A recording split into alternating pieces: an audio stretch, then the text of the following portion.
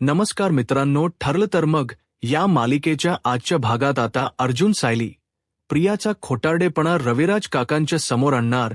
त्याचबरोबर आता अर्जुन सायलीला प्रिया नक्की किल्लेदार आणि सुभेदार यांच्या घरात का घुसली याचा सत्याचा सुद्धा उलगडा होणार आणि हे सगळं महिप्तच त्यांना सांगणार. आता नेमकं कसं कसं काय काय घडतं, कसा गोष्टींचा उलगडा होत जातो हे बघण्यासाठी व्हिडिओ शेवटपर्यंत पहा. तर आता आपण इथे पाहिलंय की अर्जुनने सायलीला तो रिपोर्ट दाखवलाय ज्यामध्ये आता त्यांना दोघांनाही गोष्ट क्लिअर झाली आहे की प्रियाच ब्लड ग्रुप हे AB पॉझिटिव्ह असल्यामुळे प्रिया ही रविराज किल्लेदार यांची मुलगी नाहीच आहे. त्यानंतर मग आता लगेचच अर्जुन म्हणत असतो, याचा अर्थ एवढे दिवस तन्वी म्हणून जी मुलगी रविराज काकाच्या घरामध्ये वावरत होती ती खोट बोलत होती, ती तन्वी नाहीये. त्यावर सायली म्हणते, पण एका अर्थी हे जे झालं ते बरंच झालं, कारण तसही प्रिया हिने रविराज काका आणि प्रतिमा आत्या यांना लाजवा आणली होती.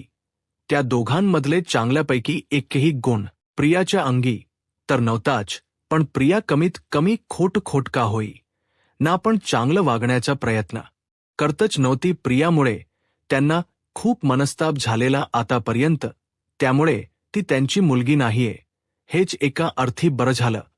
पण आता आपण या सर्व गोष्टी ना रविराज काकांच्या कानावर घातल्या पाहिजे नाही. म्हणजे एवढे दिवस जी मुलगी त्यांच्या भावनांबरोबर वर खेळली, ज्या मुलीमुळे त्यांना एवढा मनस्ताप झाला, ती मुलगी त्यांची नाहीच आहे. त्यांची मुलगी एवढी नालायक नाहीये.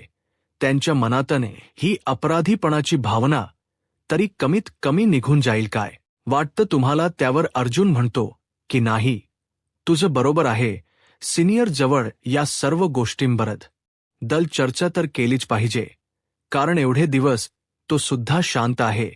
याचा अर्थ नक्कीच त्याला सुद्धा अंधारात ठेवूनच या सर्व गोष्टी करण्यात आलेल्या आहे. सायली म्हणते, मग आपण कधी सांगायचे या सर्व गोष्टी रविराज काका आणि प्रतिमा आत्यांना? त्यावर अर्जुन म्हणतो, नाही, प्रतिमा आत्याला सध्या तरी आपण यातलं काहीही सांगू शकत नाही बायको, कारण तुला माहिती आहे ना प्रतिमा हत्याची तब्येत सध्या किती नाजूक आहे. उगाच जर तिला या सर्व गोष्टी समजल्या तर कदाचित तिला या सगळ्यामुळे आणखीन जास्त त्रास होऊ शकतो. म्हणूनच आपण सध्या या वाबद्दल फक्त एकट्या सिनियर जवळ डिस्कस करूया, त्याला आपण या सर्व गोष्टी व्यवस्थित सांगून टाकूया. त्यावर सायली म्हणते, ठीक आहे, आपण एक काम करू, आपण लवकरात लवकर रविराज काकांच्या कानावरती या सर्व गोष्टी घालू आणि आपल्याला जितक्या लवकर त्यांना हे सगळं सांगता येईल तितक्या लवकर आपल्याला प्रियाच्या खोट्याचा पर्दाफाश करता येईल. तितक्या लवकर आपण प्रिया याला जगासमोर एक्सपोज करू शकू, सगळ्यांना सांगू शकू की ही खरीत नवी नाहीये म्हणून. त्यावर अर्जुन म्हणतो, नाही, एवढंच करून आपल्याला थांबता येणार नाही. आपल्याला आणखीन काहीतरी धागेदोरे शोधावे लागतील, आणखीन काहीतरी पुरावे गोळा करावे लागतील. त्यावर सायली म्हणते, ठीक आहे, आपण जमेल तितके प्रयत्न करू, आपण प्रियाला एक्सपोज करूच. आणि काहीही झालं तरी प्रिया या घरात का आली, तिचं नक्की इंटेन्शन काय आहे, कशासाठी आणि काय मिळालं तिला आपल्या रविराज काकांना आणि प्रतिमाला फसवून, ह्या सर्व गोष्टींच्या मुळापर्यंत आपण पोहोचूच. मग सायली ही अर्जुनला म्हणते, आपण उद्याच जायचं का रविराज काकांच्या घरी? अर्जुन म्हणतो, ठीक आहे, आपण उद्याच जाऊया, पण एक गोष्ट लक्षात ठेव, घरातून बाहेर पडताना आपण घरातल यांना किंवा इतर कोणालाही आपण कुठे जातोय हे सांगायचं नाही, कारण आपल्याकडे भिंते नाही कान आहेत. त्यावर सायली म्हणते, कळलं मला. त्यानंतर सायली आणि अर्जुन सकाळी घराबाहेर पडताना प्रतिमा हत्या आणि रविराज काकांकडे जातोय असं न सांगता आम्ही जरा फिरायला चाललोय असं सांगतात आणि दोघंही आता घरातून बाहेर पडतात.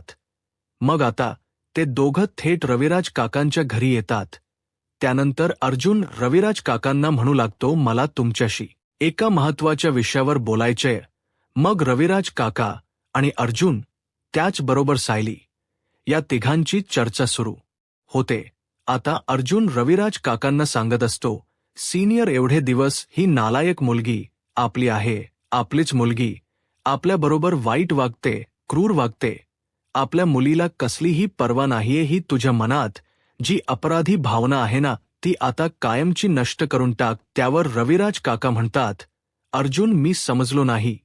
तुला काय बोलायचं ते. त्यावर अर्जुन म्हणतो, सिनियर मला तुला हेच सांगायचं आहे की काल तन्वी प्रतिमाला रक्त द्यायला आली नाही कारण प्रतिमा हत्या आणि तन्वीचा रक्तगट मचच होत.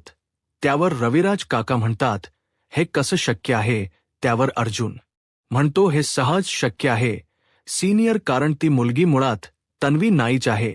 आता हे ऐकून रविराज काकांना खूप मोठा धक्का बसलेला असतो. अर्जुन म्हणत असतो, सिनियर मला माहिती आहे, हे सर्व कळाल्यानंतर तुला खूप मोठा धक्का बसलाय, तुला त्रास झालाय, पण सत्य हेच आहे. तुला आठवतं, आम्ही आपल्या घराबाहेर ब्लड डोनेशन कॅम्प ठेवला होता. तो आम्ही तन्वीच ब्लड ग्रुप चेक करण्यासाठीच ठेवला होता. त्यावर अर्जुन म्हणतो, याचा अर्थ एवढे दिवस ही मुलगी खोट बोलत राहिली माझ्याबरोबर. या मुलीने माझी फसवणूक केली, माझ्या भावनांचा हिने बाजार मांडला, खेळ केला. या सर्व गोष्टींचा मी या मुलीला सोडणार नाही. हिला चांगली जन्माची अद्दल घडवणार आहे मी आत्ताच्या आत्ता. ताबडतोब आपण सुभेदारांच्या घरी जाऊया आणि तिकडे जाऊन आपण त्या मुलीचा खोटारडेपणा सगळ्यांच्या समोर आणूया. मी तिच्या थोबाडावर माझ्या हाताने ते रिपोर्ट फेकणार आहे तिचे ब्लड टेस्टचे आणि तिला विचारणार आहे जाब की तिने का फसवलं, मला काय मिळालं. तिला माझ्या भावनांचा खेळ करून माझ्या हरवलेल्या मुलीच्या नावावर तिने का माझी लुबाडणूक केली, का मला त्रास दिला, काय तिचं कारण होतं, हे सगळं मी तिला विचारणार. त्यावर अर्जुन म्हणतो, नाही सिनियर थांब, आपल्याला घाई करायची नाहीये. आपल्याला व्यवस्थित तन्वीला सॉरी प्रियालाट रॅपमध्ये फसवायच्या आधी आपल्याला हे जाणून घ्यायचं आहे की ती मुळात आपल्या घरात का आली, कशासाठी आपल्या घरात येण्यामागे तेच इंटेन्शन काय होतं. आणि या सगळ्या गोष्टी कळाल्यानंतर, क्लिअर झाल्यानंतरच आपण या सर्व गोष्टींचा उलगडा करायचा. आणि त्याआधी मला एक गोष्ट सांग, तन्वीची काही बर्थ मार्क वगैरे तुला आठवते का रे. त्यावर रविराज काका म्हणतात की तन्वी जेव्हा जन्माला आली तेव्हा तिच्या उजव्या पायाच्या तळवावरती म्हणजे तुळशीपत्राची खून होती आणि तिच्या एका खांद्यावरती म्हणजे एकदम असा बारीक रक्तासारखा लाल रंगाचा डॉट होता. त्यावर सायली म्हणते, झालं तर मग रविराज काका, आता आपल्याला एवढी माहिती पुरेशी आहे.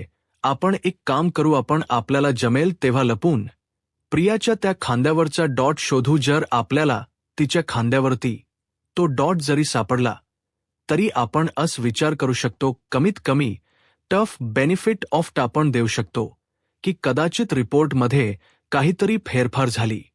पण जर आपल्याला तो डॉट सुद्धा नाही सापडला तर याच्यावरून एकच गोष्ट सिद्ध होईल की ही खरी तन्वी नाहीये. त्यानंतर मग आता प्रतिमा हत्या त्या ठिकाणी येते. प्रतिमा हत्या विचारू लागते, काय रे मगाशी आलाय, अजून मला भेटायला आला नाहीत सायली. एरवी तर तू लगेच किचनमध्ये येतेस पहिली, मग आज काय झालं, आज इथेच कसली एवढी चर्चा रंगली आहे आणि काही सिरियस तर नाही ना. रविराज काय झालं, कशाबद्दल एवढं तुम्ही बोलताय सगळेजण. त्याबरोबर मग आता सगळेच जण गप्प होतात. प्रतिमा आत्या म्हणते, काही सिरियस डिस्कशन सुरू होतं का, इथे मी येऊन डिस्टर्ब केलं का. त्यावर सायली लगेचच सगळं सावरून घेत म्हणते, नाही अहो आत्या, कसलं सिरियस आणि कसलं काय, कालची जी दुळवट झाली ना त्याबद्दलच आम्ही सगळे बोलत होतो.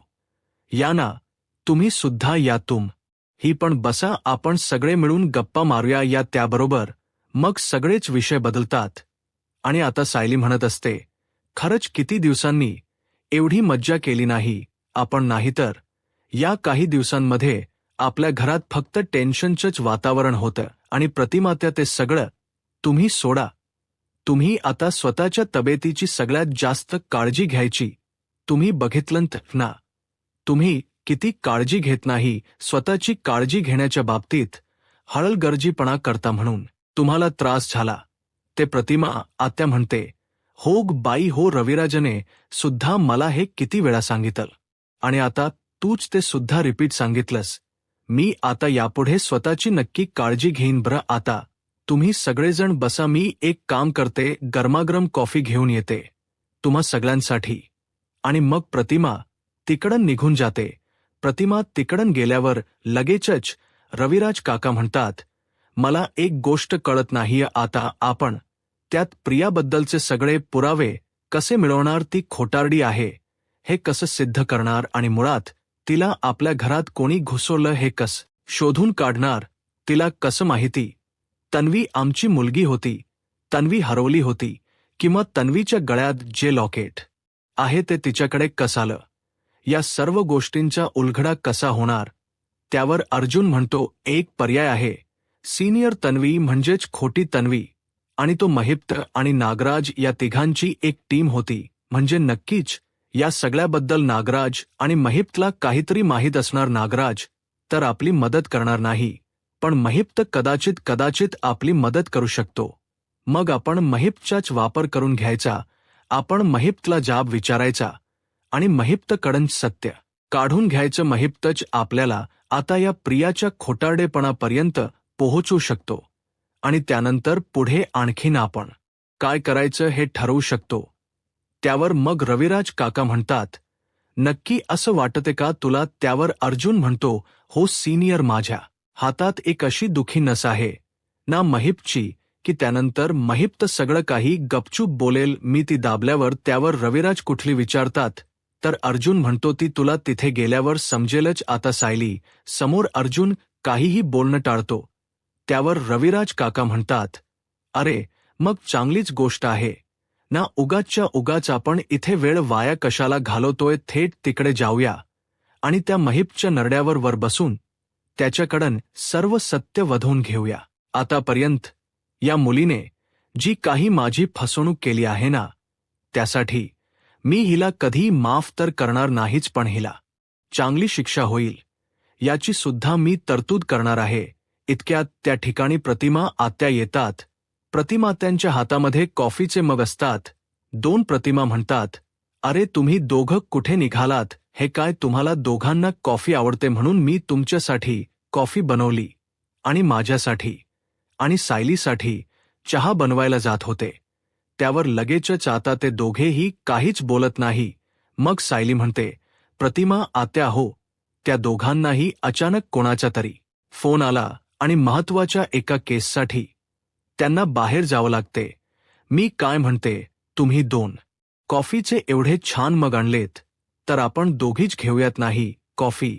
आणि तसंही नेहमी चहा पितो म्हणून आजही चहाच प्यायला पाहिजे असं काही नाहीये की कधीतरी काहीतरी वेगळं ट्राय करूया. हो तुम्ही ज्या रविराज काका, तुम्ही या काळजी करू नका, मी आहे प्रतिमात्यांबरोबर. मग आता ते दोघेही तिकडं निघून जातात. त्यानंतर सायली आणि प्रतिमात त्या छान गप्पा मारत बसतात. आता अर्जुन आणि रविराज काका बघता पोहोचलेले असतात पोलीस स्टेशनला. नेहमीप्रमाणे रितसर परवानगी घेऊन अर्जुन आणि रविराज काका महिप्तला भेटण्यासाठी सेलमध्ये येतात. आणि यानंतर मग आता महिप्तला अर्जुन म्हणू लागतो की हे बघ महिप्त, आजही इथे मी तुला काही प्रश्नांची उत्तर मागायला आलोय, पण यावेळी मला तुझ्याकडून उत्तर अगदी पटापट आणि सरळ शब्दात हवी आहेत. नाही गेल्यावेळी तू तुमच्याच घरात अंधार आहे, तुम्ही अंधारात चाललाय, उजेड घरात आहे, वगैरे वगैरे काहीतरी अशी फालतू बडबड केली होतीस. तशी यावेळी बडबड न करता आम्हाला पटापट उत्तर द्यायची. आम्हाला एक गोष्ट तर कळून चुकली आहे, ती म्हणजे प्रियाजीला तुम्ही तन्वी म्हणून आणलं होतं. ती तन्वी नाहीये, पण मग ती कोण आहे? आणि तिला तुम्ही घरात आमच्या का पेरलं? आणि ती मुळात घरात आलीच कशी? तिला कोणी सपोर्ट केला? या सर्व गोष्टी सांग आधी. तर महिप्त नाटक करतो. मग अर्जुन त्याला म्हणतो, लक्षात आहे ना साक्षीचे खोटो? माझ्याकडे अजूनही सेवा आहेत. ते नाही, जर तू मला काही नाही सांगितलंस ना, तर मी साक्षी जिवंत हे पोलिसांना सांगेनच. आणि तू जरी तिला इकडून पळवून लावलं असलंस तरी सुद्धा मी अर्जुन सुभदार आहे. माझ्याकडे काहीही अशक्य नाहीये. मी ठरवलं तर मी पाताळात नाही, तिला शोधून काढेन. मग मात्र आता महिप्त घाबरतो आणि महिप्त म्हणतो, सांगतो, सगळं सांगतो. आणि मग आता तो सांगायला सुरुवात करतो की ती पोरगी खरीत नवी नाहीये. त्या पोरीच नाव प्रिया आहे, प्रिया मधुकर. त्या वाचल्या आश्रमातच ती पोरगी राहायची.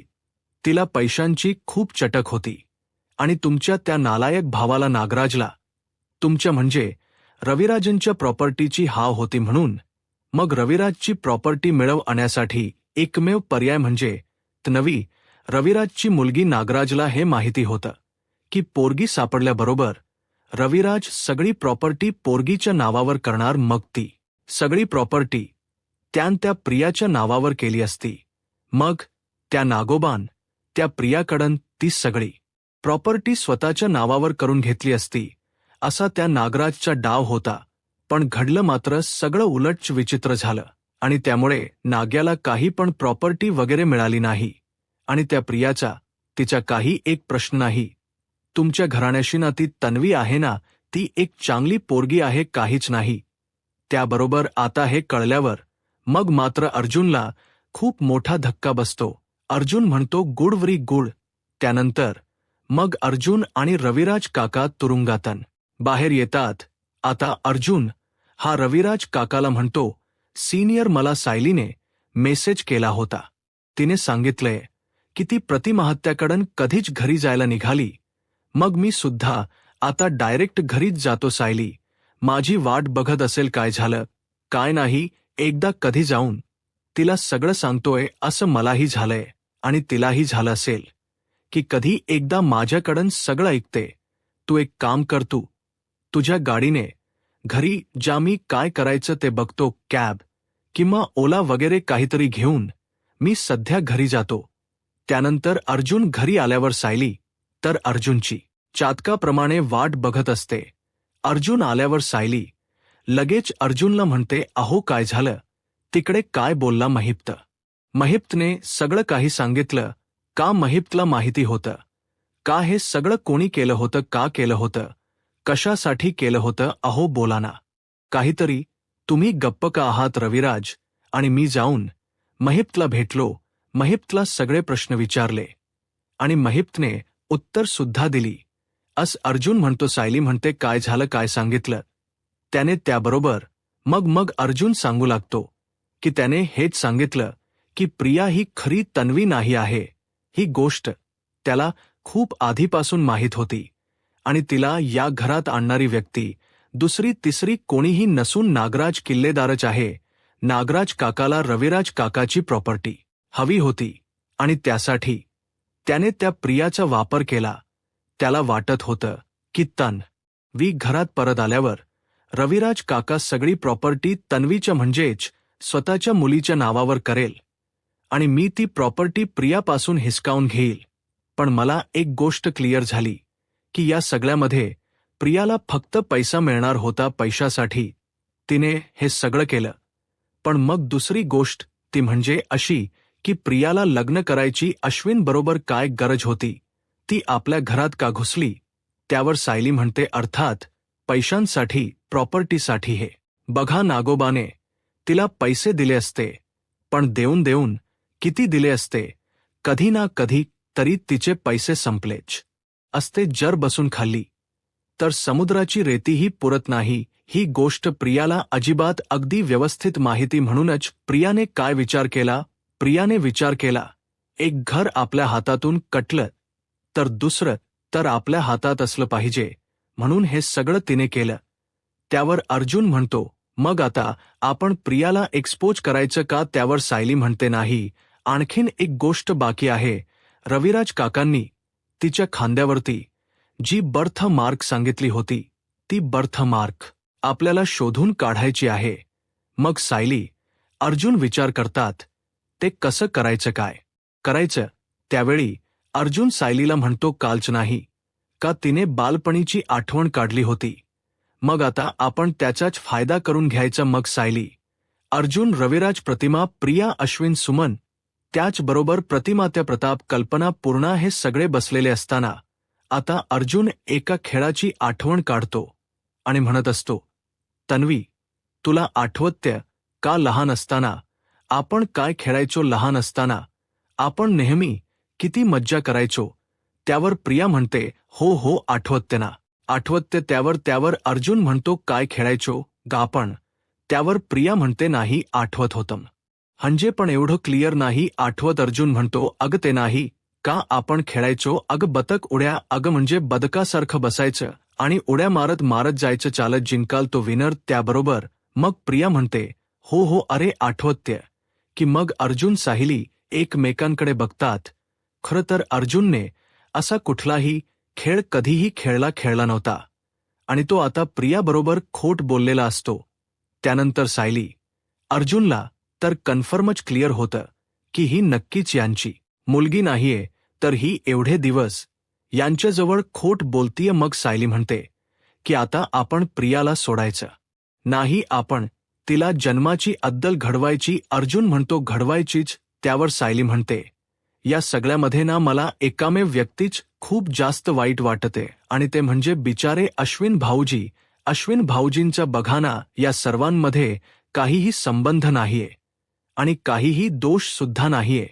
ते बिचारे किती मनापासून सगळं करता आहेत. त्या बिचाऱ्यांना माहीतच नाहीये की ते ज्या मुलीवरती एवढं निस्वार्थ प्रेम करतायत ती त्या लायकच नाहीये. त्यावर अर्जुन म्हणत असतो, आपण त्याला समजावण्याचा खूप प्रयत्न केला बायको, आपण त्याला पावलोपालत राहिलो, पण त्या प्रत्येक वेळी त्याने आपला अपमान केला आणि त्याने आपल्याला सोडून दिलं. मग असं असताना आपण तरी एवढा विचार का करायचा? सायली म्हणते, अहो असं काय बोलताय, अश्विन भाऊजी शक्य धाकटे भाऊ आहेत तुमचे. त्यावर अर्जुन म्हणतो, हो मला मान्य आहेच, त्याला समजून घेण्यासाठी, त्याला सपोर्ट करण्यासाठी, त्याच्या पाठीमागे उभा राहण्यासाठी मी आहेच, पण उगाचच्या उगाच मी प्रियाचा खोटारडेपणा टॉलरेट करणार नाही. आणि तसंही कोर्टाचा आणि वकिली पेशाचा नियम आहे, 100 अपराधी सुटले तरी चालतील, पण एका गुन्हेगाराला शिक्षा होता कामा नाही. अगदी तसंच प्रियाने रविराज काका आणि प्रतिमत्याच्या बाबतीत केले.